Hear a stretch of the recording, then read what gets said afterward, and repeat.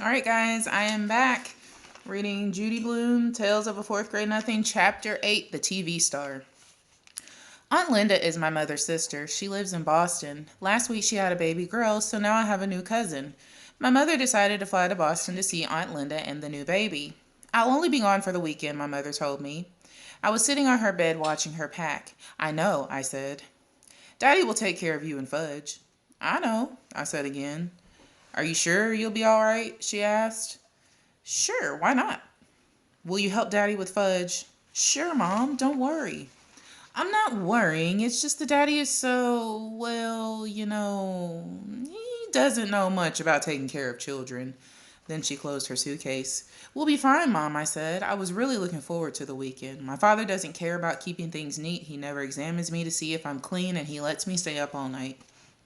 On Friday morning, all four of us rode down in the elevator to say goodbye to my mother. Henry looked at the suitcase. You going away, Mr. Hatcher? He asked. My mother answered, No, I am, Henry. My sister just had her first baby. I'm flying to Boston for the weekend to help out. New baby, Fudge said. Baby, baby, baby. Nobody paid attention to him. Sometimes my brother just talks to hear the sound of his own voice. Have a nice visit, Mrs. Hatcher, Henry told my mother when we reached the lobby. Thank you, Henry, my mother said. Keep an eye on my family for me. Will do, Mrs. Hatcher, Henry said, giving my father a wink. Outside, my father hailed a taxi. He put the suitcase in first, then held the door for my mother. When she settled in the cab, my father said, Don't worry about us. We'll be just fine. Just fine, Mommy, Fudge yelled. Bye, Mom. See you Sunday, I said. My mother blew us kisses, then her cab drove away. My father sighed while Fudge jumped up and down, calling, Bye, Mommy, bye, bye, bye. I had no school that day. The teachers were at a special meeting, so my father said he'd take me and Fudge to the office with him. My father's office is a huge building made up of almost all glass. It's really a busy place. You never see people just sitting quietly at desks. Everyone's always rushing around. A person could get lost in there. My father has a private office and his own secretary. Her name is Janet and she's very pretty. I especially like her hair. It's thick and black. She has the longest eyelashes I've ever seen. Once I heard my mother say, Janet must have to get up at the crack of dawn to put on her face. My father just laughed when my mother said it. Janet's seen me before, but this was her first meeting with Fudge. I was glad his hair was finally growing back. I explained right off about his teeth. He'll look a lot better when he's older, I said. He knocked out his front too, but when he's 6 or 7, he'll get new ones. See? Fudge said, opening his mouth. All gone. Father said, My father said, Janet, the boys are going to be here for the morning. Can you amuse them while I clear up some work? Certainly, Mr. Hatcher, Janet said. You go ahead into your office and I'll take the boys on a tour of the rest of the agency. As soon as my father went into his private office, Janet took out her pocketbook. She reached in and came up with a hairbrush, some lipstick, and a bag of crackers. Want some? She asked me and Fudge. Okay, I said, taking a handful. Fudge did the same. The crackers were shaped like little goldfish. I nibbled while Janet fixed herself up. She had a big folding mirror in her desk drawer. She set it on top of her desk and went to work on herself. When she was finished, she looked exactly the same as when we came in, but I guess she didn't think so because she said, That's much better. Then she put all her stuff away and took me by one hand and Fudge by the other. We walked down a long hall through a doorway and into another section of the agency. We came to a room where there were a bunch of kids with mothers. I guess there were at least 50 of them. Most of them were kind of small, like Fudge. Some were crying. Is this a nursery school or what? I asked Janet. She laughed. They're here to try out for the new Toddle Bike commercial. You mean they all want to be the kid who rides the Toddle Bike on TV? Yes, at least their mothers want them to be picked, Janet said. But we can only use one. You mean only one out of all of these kids is going to be picked? That's right, Janet said. Who picks them? I asked. Your father and Mr. Denberg are doing it, but of course Mr. Vincent, the president of Toddle Bike Company, has to approve. Just then a door opened and a secretary came out. Next, she called to the waiting kids. Oh no, he's not, another mother called. Sally is next. Ladies, please, you'll all have a turn, the secretary said. Murray got to be next. He was a little redhead kid. He wasn't in the other room for 2 minutes when the door opened and a big man with a cigar in his mouth came out. No, no, no, he shouted. He's not the type at all. Murray excuse me, Murray was crying. His mother yelled at the big man, "What do you know anyway? You wouldn't know a treasure if you found one." She shook her fist at him. Janet whispered to me, "That's Mr. Vincent, the president of Toddlebike." Mr. Vincent walked to the center of the room. He looked around at all the kids. When he looked over at us, he pointed and called, "There he is! That's the kid I want." I thought he meant me. I got excited. I could just see myself on TV riding the Toddlebike. All my friends would turn on their sets and say, "Hey, look, there's Peter." While I was thinking about what fun it would be, Mr. Vincent came over to us and grabbed Fudge. Excuse me. He lifted him up. "Perfect," he cried. "He's perfect." The mothers who were waiting packed up their kids and left right away. Mr. Vincent took off with Fudge in his arms. Janet chased him. She called, But Mr. Vincent, you don't understand." I ran after Janet. Mr. Vincent carried Fudge into the other room. He announced, "I found him myself, the perfect kid to ride the Toddlebike in my new commercial." Mr. Vincent put Fudge down and took the cigar out of his mouth. There were 2 other men in the room. One of them was Mr. Denberg. The other one was my father. "Hi, Daddy," Fudge said. "George," my father told Mr. Vincent, "this is my son. He's no actor or model. He can't make your Toddlebike commercial." "He doesn't have to be an actor or a model. He's perfect the way he is," Mr. Vincent insisted. "Now look, George, we want to make the best possible commercial for your company, but Fudge can't be the boy to ride the Toddlebike." "Now you listen, Hatcher," Mr. Vincent raised his voice. I wonder why he called my father Hatcher, just like Mr. Yarby did. Mr. Vincent pointed to Fudge. "Either that kid rides my Toddlebike, or I take my account to another advertising agency. It's that simple." My father looked at Mr. Denberg. "It's your decision, Warren," Mr. Denberg told my father. "I don't want to be the one to tell you what to do." My father picked up Fudge and held him on his lap. "Would you like to ride the Toddlebike, Fudge? It's just like the one you have at home." "Why are you asking him?" I said. "What does he know about making commercials?" My father acted like he'd forgotten I was even around. "I'm thinking, Peter," he said. "Please be quiet." "Well, Hatcher," Mr. Vincent said, "what'll it be? This kid of yours, or do I move to another agency?"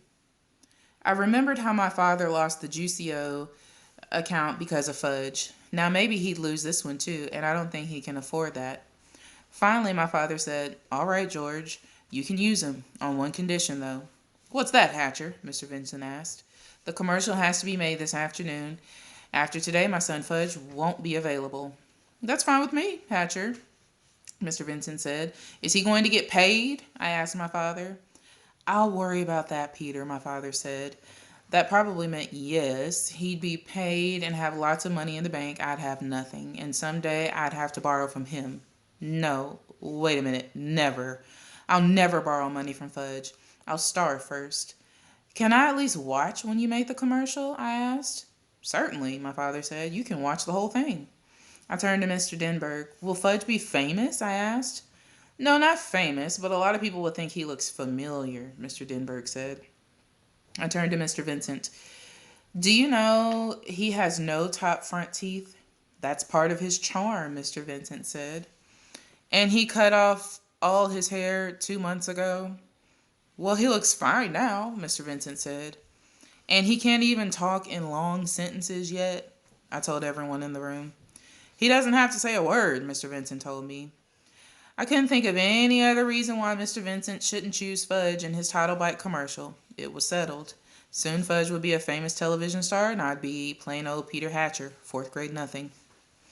"Let's begin right after lunch," Mr. Denberg said. "We should get it filmed in about 2 hours." While my father and Mr. Denberg worked out all the arrangements, I asked Janet where the men's room was. She walked me to it. I told her thank you and that she didn't have to wait. I'd find my own way back. When I was safely inside, I looked at myself in the mirror. I wish Fudge had never been born, I thought. Everything good always happens to him. If he had been if he had to be born, I wish he could have been 9 or 10 like me. Then Mr. Vincent wouldn't want him to be the one to ride the toddle bike in his commercial. Janet sent down to the coffee shop for some sandwiches and drinks. After we ate, we all walked to the other section of the agency where the cameras were set up. A make believe street scene was the background. The toddle bike was shiny red. My father told Fudge all he had to do was ride it around. Fudge liked that. He zoomed all over the place. Vroom, vroom, vroom, he called. My father, Mr. Vincent, and Janet sat on folding chairs and watched the action. I sat on the floor at my father's side. Mr. Denberg was the director. He said, "Okay, Fudge, we're ready to begin now. You ride the toddle bike where I tell you, and I'll take a picture of you doing it, all right?" "No," Fudge said. "What does he mean, Hatcher?" Mr. Vincent asked. "Why did he say no?" My father groaned. Look, George, using Fudge was your idea, not mine."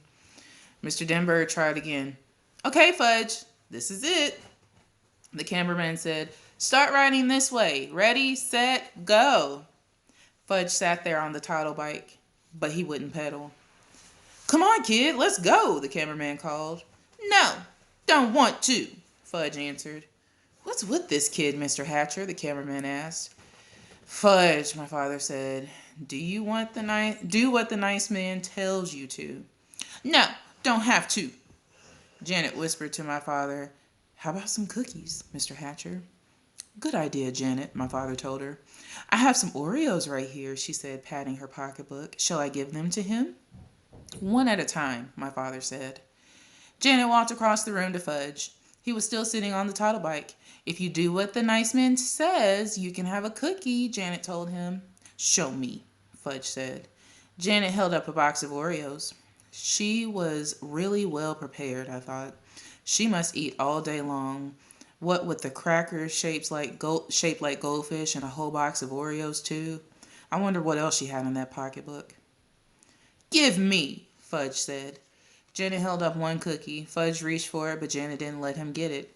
"If you do what the nice man says, you can have an Oreo. Maybe even 2 or 3 Oreos." "First cookie," Fudge said. "First, do what the nice man says," Janet told him. "No, first cookie." "Give him one, Janet," Mr. Denberg called. "We haven't got all day to fool around." Janet gave Fudge one Oreo. He ate it up. "Okay, kid, all ready now?" the cameraman said. "You ride over to me." Fudge didn't do it. Mr. Vincent was losing his patience. "Hatcher," he hollered, "you get that son of yours to ride my toddle bike, or I'm taking my whole account away from you and your agency." "Must I remind you, George, using Fudge was your idea, not mine," my father said. "Forget about whose idea it was, Hatcher. He's your kid. You better get through to him now." "I have an idea," my father said. He walked to the corner of the room and beckoned to the others. Mr. Denberg and Mr. Vincent gathered around him, along with the cameraman and Janet. They looked like a bunch of football players huddled together talking about the next play. Soon my father called me. "Peter, would you join us, please?" "Sure, Dad," I said. "What is it?" "Peter, we want you to ride the toddle bike for us, to show Fudge how it's done." "But he already knows how to ride," I said.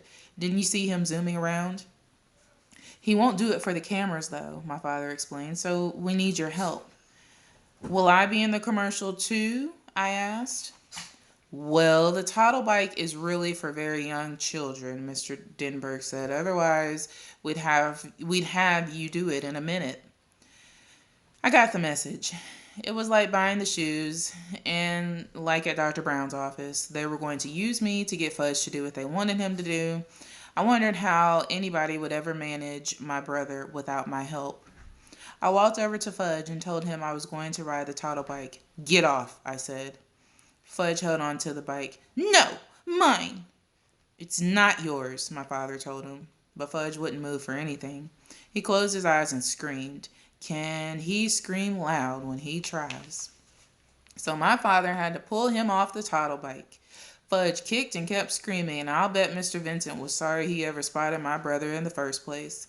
I got on the toddle bike. It was so small my knees practically touched the ground, but I managed to ride it around just where the cameraman told me to. See how nice Peter can ride the toddle bike? Janet said.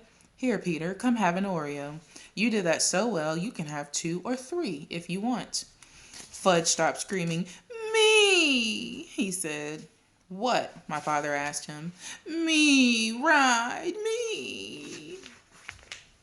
You can't ride as well as Peter can, Mr. Denberg said. Can so, Fudge told him. I don't think so, Mr. Denberg said. You already had a turn. You didn't know what to do when I told you to do it.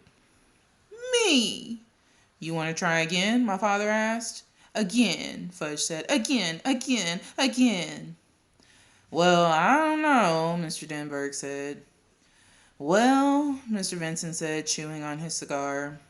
Well, the camera said, scratching his head. Please, Fudge begged. I never heard my brother say please before. Mr. Denberg said, Okay, we'll give you one more chance. Fudge ran to the toddle bike. I got off and he jumped on. Now? He asked Mr. Denberg. Now, Mr. Denberg said. Ride this way, Fudge, over here, toward me. Fudge did as he was told. Just like Peter, he said. See, just like Peter. Janet gave me a kiss on my cheek. You saved the day, Peter Hatcher, she said. When she wasn't looking, I wiped off my face. Her kiss was too juicy. That's the end of chapter 8.